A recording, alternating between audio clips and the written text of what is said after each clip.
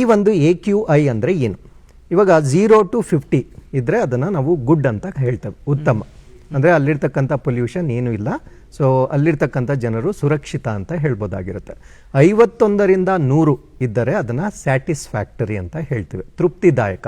ಅಂದರೆ pollution start ಆಗಿದೆ, but ಅಷ್ಟೇನು ಗಂಭೀರವಾಗಿರ್ತಕ್ಕಂಥ ಒಂದು ಪರಿಸ್ಥಿತಿ ಅಲ್ಲ ಅಂತಕ್ಕಂಥ ಒಂದು ಸಂಖ್ಯೆ ಆಗಿರುತ್ತೆ. ಇನ್ನು 100ರಿಂದ 200ಕ್ಕೆ ಬಂದಾಗ ಅದನ್ನು ನಾವೇನಂತ ಕರಿತೀವಿ ಅಂದರೆ ಮಾಡರೇಟ್ ಅಥವಾ ಮಧ್ಯಮ ಅಂತ ಹೇಳ್ತೇವೆ.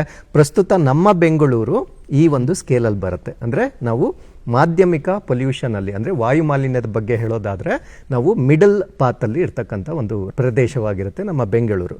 ಸೊ ಇನ್ನು 200ರಿಂದ 300ಕ್ಕೆ ಬಂದರೆ ಅದನ್ನು ಪುವರ್ ಅಂತ ಹೇಳ್ತೇವೆ, ಕಳಪೆ ವಾಯು ಗುಣಮಟ್ಟ ಅಂತ ಹೇಳ್ತೇವೆ. 300ರಿಂದ 400ಗೆ ಬಂದರೆ ವೆರಿ ಪುವರ್ ಅಂತ ಹೇಳ್ತೇವೆ. 400ರಿಂದ 500ಗೆ ಬಂದರೆ ಅದನ್ನು ಸಿವಿಯರ್ ಅಥವಾ ಗಂಭೀರ ಅಂತ ಹೇಳ್ತೇವೆ.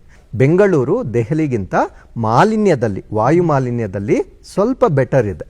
ಈ ಬೆಂಗಳೂರು ಸಿ ಲೆವೆಲಿಂದ, ಅಂದರೆ ಸಮುದ್ರ ಮಟ್ಟದಿಂದ ದೆಹಲಿಗೆ ಹೋಲಿಕೆ ಮಾಡಿದಾಗ ನಾವು ಸ್ವಲ್ಪ ಎತ್ತರದಲ್ಲಿರ್ತಕ್ಕಂಥ ಒಂದು ಪ್ರದೇಶ.